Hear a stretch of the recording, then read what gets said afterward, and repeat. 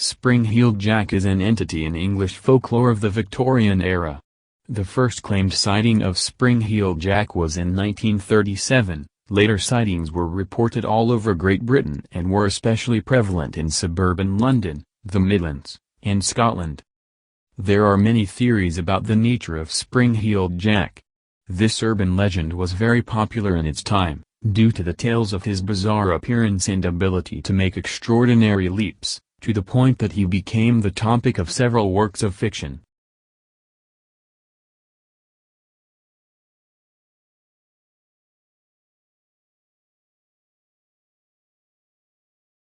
Which, some writers have argued, formed the foundation of the later legend of Spring-heeled Jack. The most important of early entities was the Hammersmith Ghost, which in 1803 and 1804 was reported in Hammersmith on the western fringes of London. It would later reappear in 1824. Another apparition, the Southampton Ghost, was also reported as assaulting individuals in the night. This particular spirit bore many characteristics of Spring-heeled Jack and was reported as jumping over houses and being over 10 feet tall.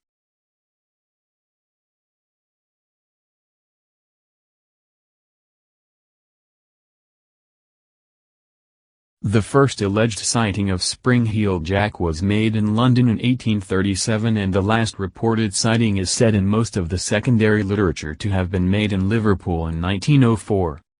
According to many later accounts, in October 1837 a girl by the name of Mary Stevens was walking to Lavender Hill, where she was working as a servant, after visiting her parents in Battersea. On her way through Clapham Common, a strange figure leaped at her from a dark alley. After immobilizing her with a tight grip of his arms, he began to kiss her face, while ripping off her clothes and touching her flesh with his claws, which were, according to her deposition, cold and clammy as those of a corpse. In a panic, the girl screamed, making the attacker quickly flee from the scene. The commotion brought several residents who immediately launched a search for the aggressor, but he could not be found.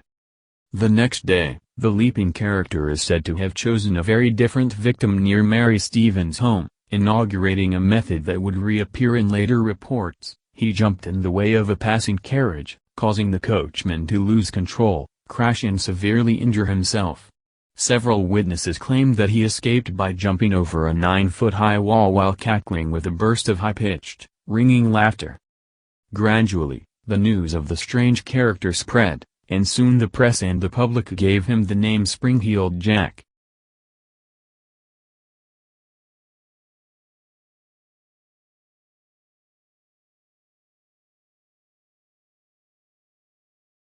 A few months after these first sightings, on January 9, 1938, the Lord Mayor of London, Sir John Cowan, revealed at a public session held in the Mansion House as an anonymous complaint that he had several days earlier, which he had withheld in the hope of obtaining further information. The correspondent, who signed the letter, a resident of Peckham, wrote, "It appears that some individuals have laid a wager with a mischievous and foolhardy companion, that he durst not take upon himself the task of visiting many of the villages near London in 3 different disguises, a ghost, a bear, and a devil, and moreover, that he will not enter a gentleman's gardens for the purpose of alarming the inmates of the house. The wager has, however, been accepted, and the unmanly villain has succeeded in depriving 7 ladies of their senses, 2 of whom are not likely to recover but to become burdens to the families. At one house the man rang the bell, and on the servant coming to open the door, this worse than brute stood in no less dreadful figure than a spectre clad most perfectly. The consequence was that the poor girl immediately swooned, and has never from that moment been in her senses. The affair has now been going on for some time, and, strange to say, the papers are still silent on the subject. The writer has reason to believe that they have the whole history at their finger ends but, through interested motives, are induced to remain silent."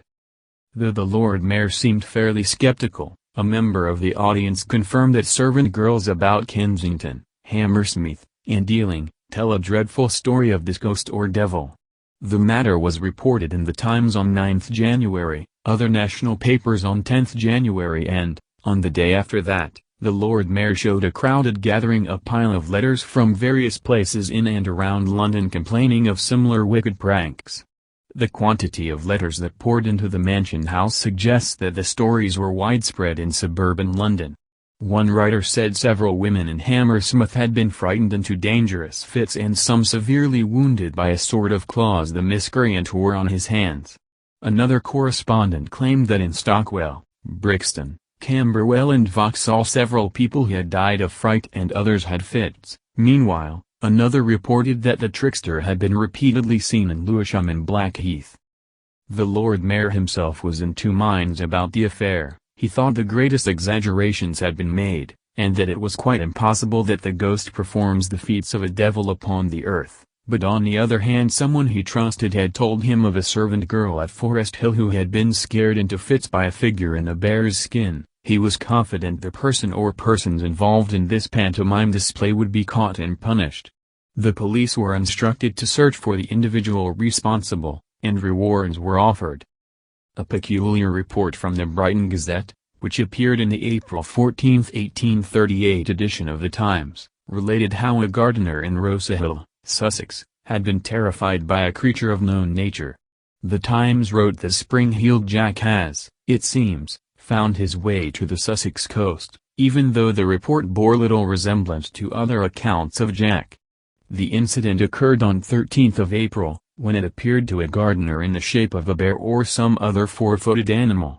Having attracted the gardener's attention by a growl, it then climbed the garden wall and ran along with it on all fours, before jumping down and chasing the gardener for some time.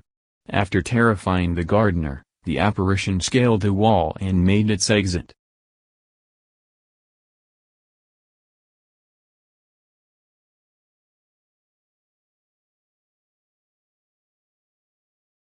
Perhaps the best known of the alleged incidents involving Spring-Heeled Jack were the attacks on two teenage girls, Lucy Scales, and Jane Alsop.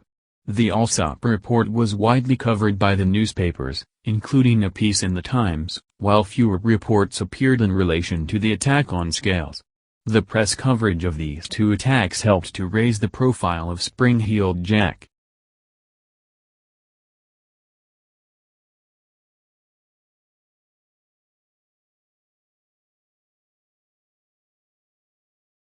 Jane Alsop also reported that on the night of 19th of February 1838, she answered the door of her father's house to a man claiming to be a police officer, who told her to bring a light, claiming "We caught Spring-Heeled Jack here in the lane." She brought the person a candle and noticed that he wore a large cloak. The moment she handed him the candle, however, he threw off the cloak and presented a most hideous and frightful appearance, vomiting blue and white flames from his mouth while his eyes resembled red balls of fire. Miss Alsop reported that he wore a large helmet and that his clothing, which appeared to be very tight-fitting, resembled white oilskin. Without saying a word he caught hold of her and began tearing her gown with his claws. She was rescued by one of her sisters, after which her assailant fled.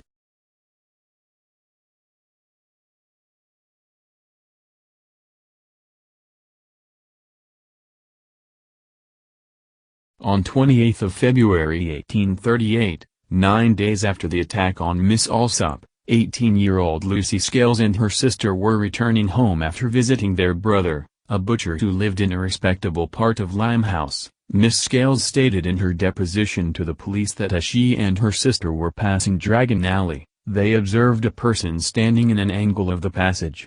She was walking in front of her sister at the time, and just as she came up to the person, who was wearing a large cloak, he spurted a quantity of blue flame in her face, which deprived her of her sight, and so alarmed her, that she instantly dropped to the ground, and was seized with violent fits which continued for several hours. Her brother added that on the evening in question, he had heard a loud scream of one of his sisters moments after they left his house, and on running up Green Dragon Alley he found his sister Lucy on the ground in a fit, with his sister attempting to hold and support her. She was taken home, and he then learned from his other sister what had happened. She described Lucy's assailant as being tall, thin, and gentlemanly appearance, covered in a large cloak, and carrying a small lamp or bullseye lantern similar to those used by the police. The individual did not speak nor did he try to lay hands on them, but instead walked quickly away. Every effort was made by the police to discover the author of these and similar outrages, and several persons were questioned, but were set free.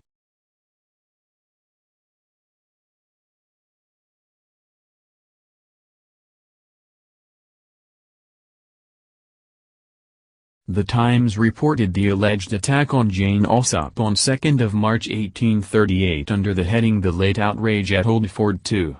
This was followed with an account of the trial of one Thomas Milbank, who, immediately after the reported attack on Jane Alsop, had boasted in the Morgan's Arms that he was Spring-Heeled Jack. He was arrested and tried at Lambeth Street Court. The arresting officer was James Lee, who had earlier arrested William Corder, the Red Barn murderer. Milbank had been wearing overalls and a greatcoat, which he dropped outside the house, and the candle he dropped was also found. He escaped conviction only because Jane Alsop insisted her attacker had breathed fire, and Milbank admitted he could do no such thing. Most of the other accounts were written long after the date. Contemporary newspapers do not mention them.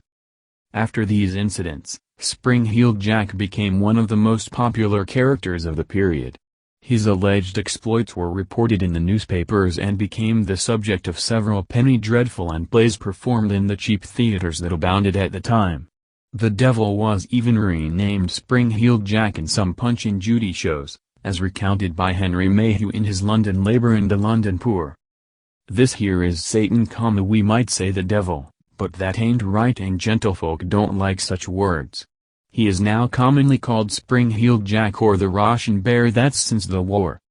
But, even as his fame was growing, reports of Spring-Heeled Jack appearances became less frequent if more widespread. In 1843, however, a wave of sightings swept the country again. A report from Northamptonshire described him as the very image of the devil himself, with horns and eyes of flame, and in East Anglia reports of attacks on drivers of mail coaches became common. In July 1847 a Spring-Heeled Jack investigation in Teignmouth, Devon led to a Captain Finch being convicted of 2 charges of assault against women, during which he is said to have been disguised in a skin coat, which had the appearance of bullock's hide, skullcap, horns and mask. The legend was linked with the phenomenon of the devil footprints which appeared in Devon in February 1855.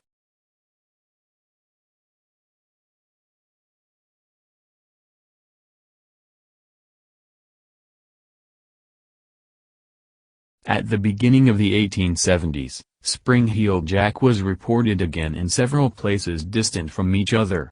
In November 1877, the News of the World reported that Peckham was in state of commotion owing to what is known as the Peckham Ghost, a mysterious figure, quite alarming in appearance. The editorial pointed out that it was none other than Spring-Heeled Jack, who terrified a past generation.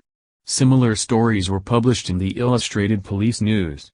In April and May 1873, it reported there were numerous sightings in Sheffield of the Park Ghost, which locals came to identify as Spring-Heeled Jack. This news was followed by more sightings, until in August 1877 one of the most notable reports about Spring-Heeled Jack came from a group of soldiers in Aldershot's barracks. This story went as follows: a sentry on duty at the North Camp peered into the darkness, his attention attracted by a peculiar figure advancing towards him. The soldier issued a challenge, which went unheeded, and the figure came up beside him and delivered several slaps to his face. A guard shot at him, with no visible effect. Some sources claim that the soldier may have fired blanks at him, others that he missed or fired warning shots. The strange figure then disappeared into the surrounding darkness with astonishing bounds. Lord Ernest Hamilton's 1922 memoir 40 Years On mentions the Aldershot appearance of Spring-Heeled Jack. However, he says that they occurred in the winter of 1879 after his regiment, the 60th Rifles, had moved to Aldershot, and that similar appearances had occurred when the regiment was barracked at Colchester in the winter of 1878. He adds that the panic became so great at Aldershot that sentries were issued ammunition and ordered to shoot the night terror on sight, following which the appearances ceased. Hamilton thought that the appearances were actually pranks, carried out by one of his fellow officers, Lieutenant Alfrey. However, there is no record of Alfrey ever being court-martialed for the offense.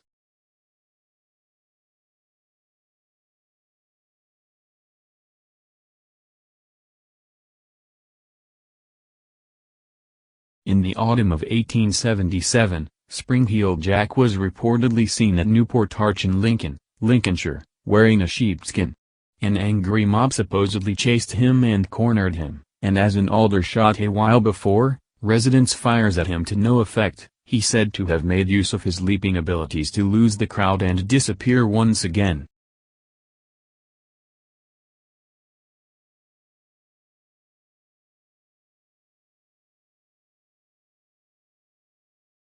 By the end of the 19th century, the reported sightings of Spring-Heeled-Jack were moving towards the northwest of England. Around 1888, in Everton, North Liverpool, he allegedly appeared on the rooftop of St. Francis Xavier's Church in Salisbury Street. In 1904 there were reports of appearances nearby William Henry Street.